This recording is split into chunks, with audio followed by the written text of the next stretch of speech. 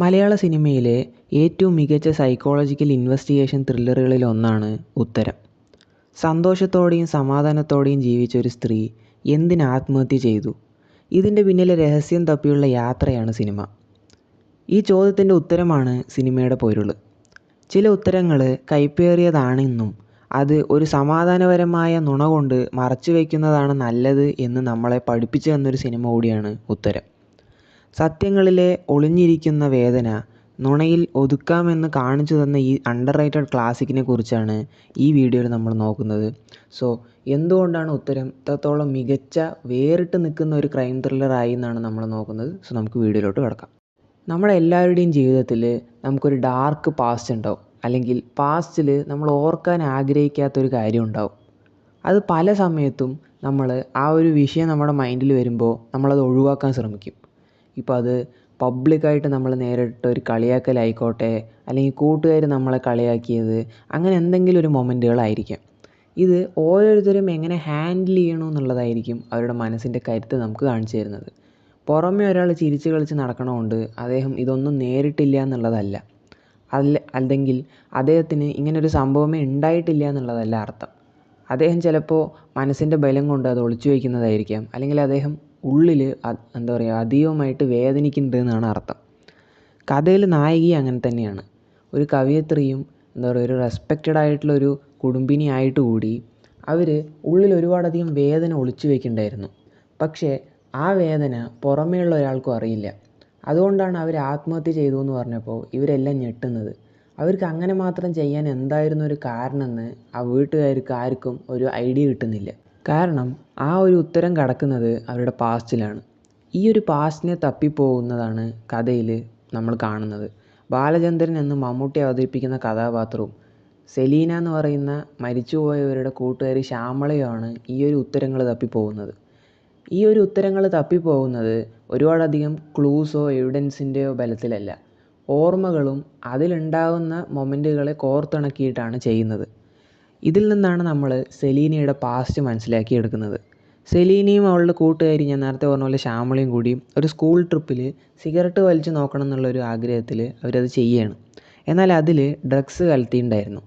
അബോധാവസ്ഥയിലായ ഇവരെ അവിടുത്തെ 2 ചെറുപ്പക്കാർ സെക്ഷുവലി ഹറാസ് ചെയ്യുകയാണ്. പക്ഷേ ഇവരത് അറിയുന്നില്ല.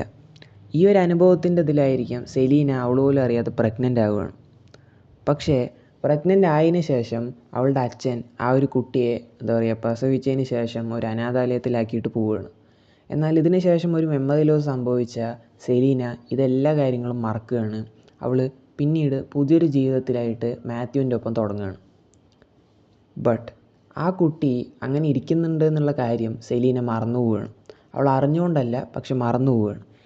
ഇത് വർഷങ്ങൾക്ക് ശേഷം അവൾ ആ കുട്ടിയെ കാണുകയും ആ കുട്ടിയോടുള്ള സംസാരത്തിനിടയിൽ അവൾക്ക് പഴയ ഓർമ്മകൾ തിരിച്ചു വരികയും ചെയ്തപ്പോഴാണ് അവൾ ഒരു അമ്മയെന്ന നിലയിൽ എത്രമാത്രം വലിയ തെറ്റാണ് ചെയ്തതെന്ന് മനസ്സിലാക്കുന്നത്. ഈ ഒരു ഗിൽട്ടാണ് അവളുടെ ആത്മഹത്യയ്ക്ക് കാരണം. ഇത് തപ്പിയുള്ള ഈ ഒരു ഉത്തരം തേടിയുള്ള യാത്രയും അതിൻ്റെ ഇടയിൽ ബാലചന്ദ്രൻ കണ്ടെത്തുന്ന കുറേയധികം മൊമെൻറ്റുകളും അവസാനം ഈ ഒരു ഉത്തരത്തിനെ എങ്ങനെ ഈ സിനിമ നേരിടുന്നു എന്നുള്ള കാര്യങ്ങളുമാണ് നമുക്ക് സിനിമയിലുടനീളം കാണാൻ പറ്റുന്നത്. സ്ഥിരം കണ്ടുവരുന്ന അന്വേഷണ സിനിമകളിൽ നിന്നും ഉത്തരത്തിനെ വ്യത്യസ്തമാക്കുന്നത് ഇത് സൈക്കോളജിക്കലി ട്രീറ്റ് ചെയ്തു എന്നുള്ളത് മാത്രമല്ല, ഇതിലെ നായകനായിട്ടുള്ള മമ്മൂട്ടി അവതരിപ്പിക്കുന്ന കഥാപാത്രം ബാലചന്ദ്രൻ ഒരു ജേർണലിസ്റ്റാണ് എന്നുള്ളതാണ്. അതായത് അദ്ദേഹം ഒരു പോലീസ് ഓഫീസറോ CBIയോ അല്ല. സോ അദ്ദേഹത്തിന് അന്വേഷിക്കുന്നതിനൊരു പരിധിയുണ്ട്, അദ്ദേഹത്തിന് എത്തിച്ചെല്ലാവുന്ന സ്ഥലങ്ങൾക്കൊരു ലിമിറ്റുണ്ട്. ആ ഒരു പരിമിതികൾക്കുള്ളിൽ നിന്നുകൊണ്ട് എങ്ങനെ അദ്ദേഹം ഈ ഒരു ഉത്തരം തേടുന്നു എന്നുള്ളത് സിനിമയെ കുറച്ചും കൂടി ഇൻട്രസ്റ്റിംഗ് ആക്കി മാറ്റുന്നുണ്ട്. അദ്ദേഹം പല സമയത്തും ഷെർലോക്ക് ഹോംസ് ലെവൽ IQ ഉപയോഗിച്ചിട്ടല്ല പല മിസ്റ്ററികളും അല്ലെങ്കിൽ ഈ ഒരു സെലീനയുടെ ഉത്തരത്തിലേക്ക് എത്തുന്നത്. അദ്ദേഹം സെലീനയുടെ കൂട്ടുകാരിയായുള്ള ശ്യാമളയും ഒത്ത് പല പല സ്ഥലങ്ങൾ പോയി കാണുകയും സെലീനയുടെ കവിതകളിലൂടെ പല പല ഓർമ്മകൾ കോർത്തിണക്കിയിട്ടുമാണ് ഇതിലൊരു ഉത്തരത്തിലേക്ക് എത്തുന്നത്. ഇത് തന്നെ സിനിമയ്ക്ക് ഒരു ഫ്രഷ് ആയിട്ടുള്ള ട്രീറ്റ്മെൻറ്റാണ് കൊടുക്കുന്നത്.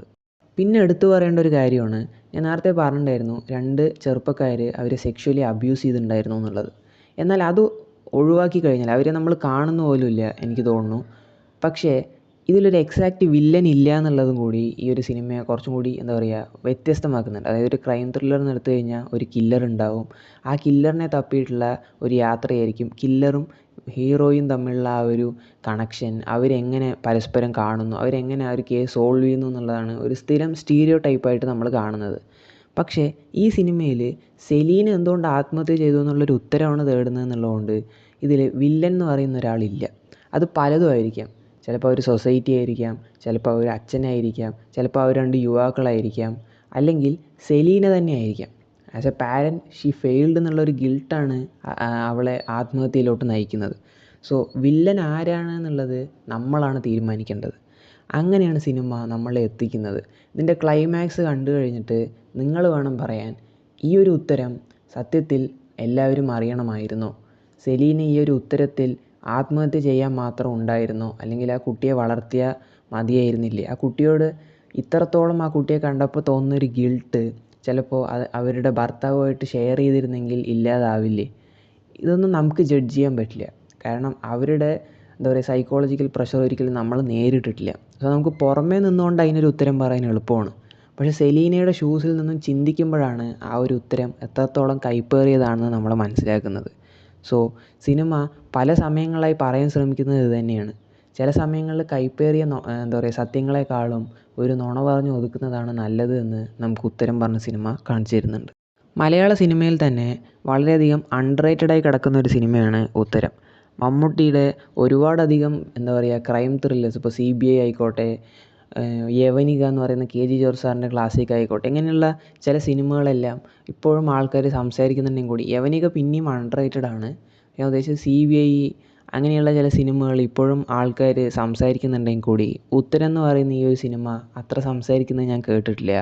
സോ അന്ന് തന്നെ അത് കണ്ടപ്പോൾ എൻ്റെ ഉള്ളിലൊരു എന്താ പറയുക പുതുമ തോന്നിച്ച ഒരു സിനിമയാണ്. സോ അതാണ് ഈ വീഡിയോയിൽ ഇതിനെക്കുറിച്ച് സംസാരിക്കണം എന്ന് വിചാരിച്ചത്. നിങ്ങൾ ഈ സിനിമ കണ്ടിട്ടുണ്ടെങ്കിൽ നിങ്ങളുടെ അഭിപ്രായങ്ങൾ താഴെ കമൻറ്റ് ചെയ്യുക. വീഡിയോ ഇഷ്ടപ്പെട്ടാൽ ലൈക്ക് ചെയ്യുക. മറ്റൊരു വീഡിയോ കാണാം. Thanks for watching.